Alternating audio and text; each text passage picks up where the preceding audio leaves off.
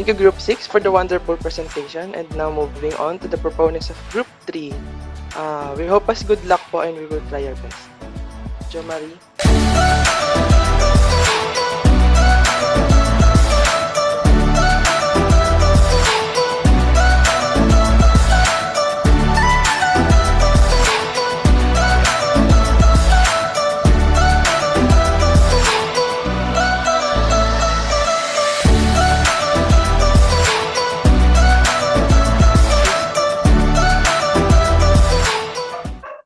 Good morning to all students, teachers, and to the panelists.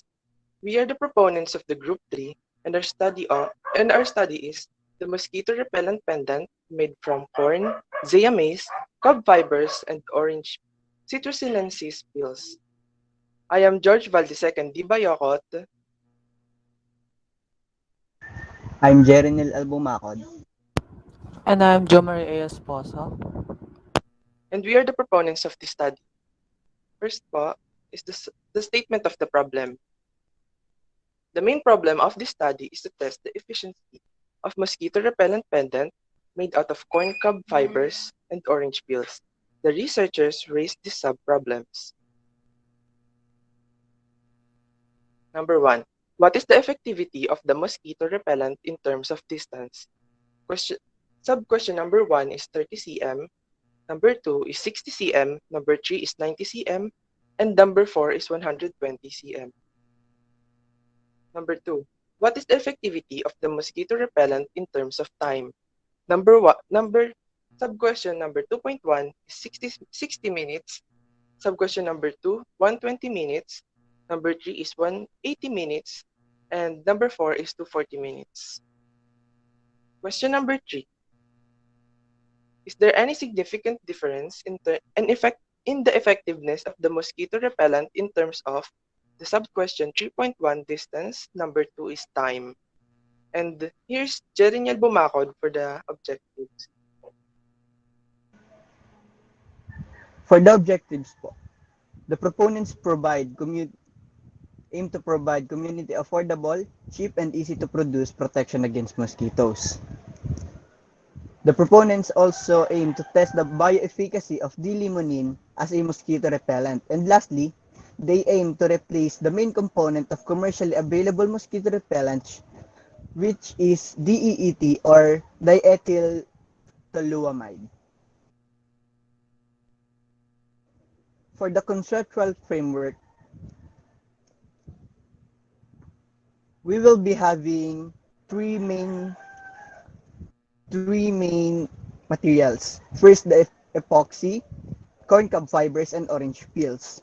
We will be for the process. We have collecting of limonene, drying of corn cob fibers, and epoxy casting.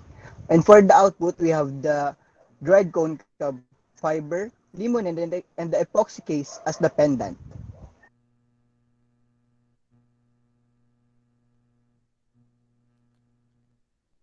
For the methodology, first, we will grate the orange peels to extract the oranges.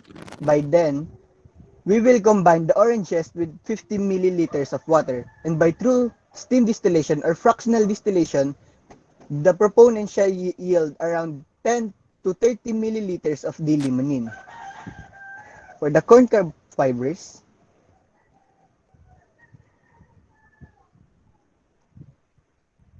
we will drill the center of the cob to yield the drilled peel. And after drying the drilled peel on the sun, the proponents will powder it.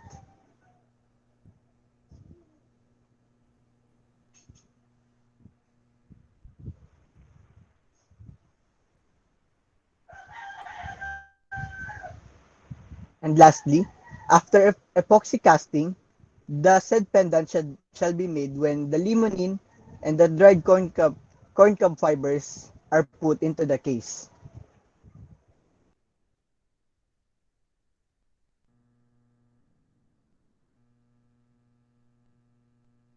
Presentation and interpretation and analysis of data. This chapter presents the data collected from the experiment that answers the specific questions. Problem 1. What is the effectivity of the mosquito repellent in terms of distance? And table 1, we have here the mean table for the efficacy of each treatment in terms of distance of repellence. And we can see here there will be a slight variance as the amount of D-limonene is increased. We will see here the distance of repellence of the mosquito is also increased. And all of the treatment is said to be effective.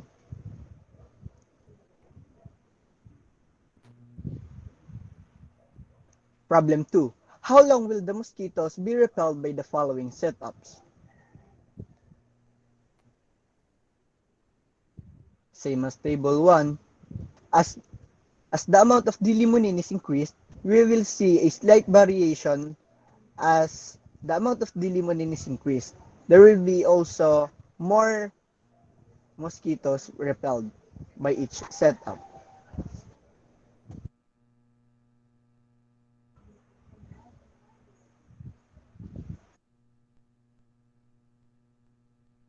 And for the analysis of data, we have here Jo Marie. So for the problem 3.1 po, is there a significant difference in the effectiveness of the mosquito repellent in terms of distance?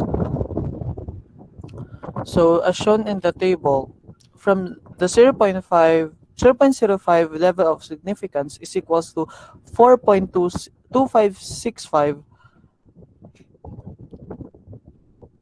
with a given variance of 0, it leads us to accepting the null hypothesis. Therefore, there is no significant differentiating between samples.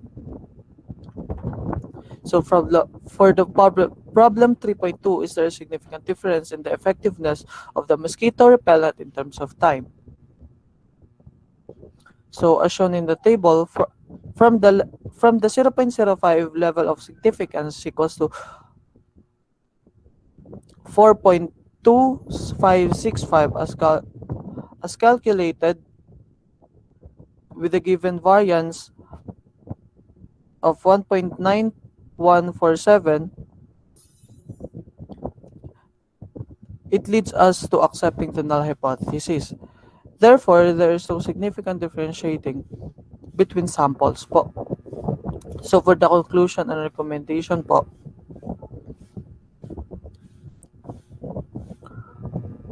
we have Val Payokot po.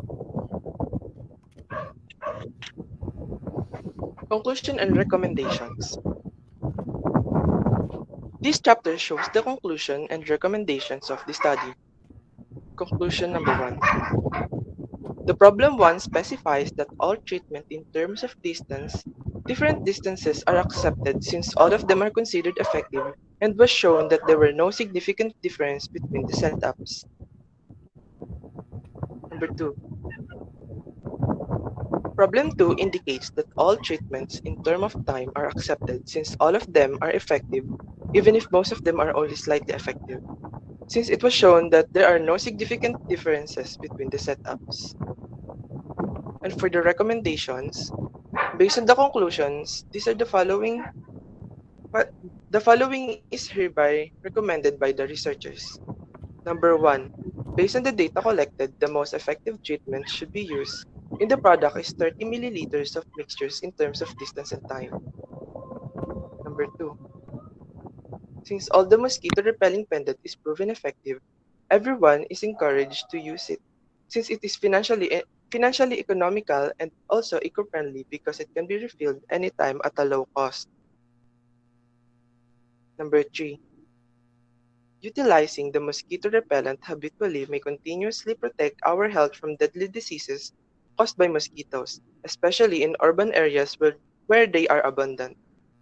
And for our output model naman po, ito po yung model po ng aming pendant, the 3D illustration of mosquito repelling pendant. Ito po yung model po ng mismong product po namin na sinasuot. And number 2 naman po, the 3D illustration of the mosquito box. Dito po namin gagawin yung experiment po. Bale, meron po siyang different sections inside the box po. And aalamin po namin kung ilang mosquito po ang na-set po ng treatment based po sa different distances. And for the documentations,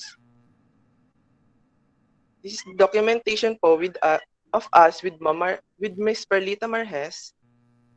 The second one po is with Mr. Arnel Legaspi, and the third one po is with Ma'am Donna Marcos po.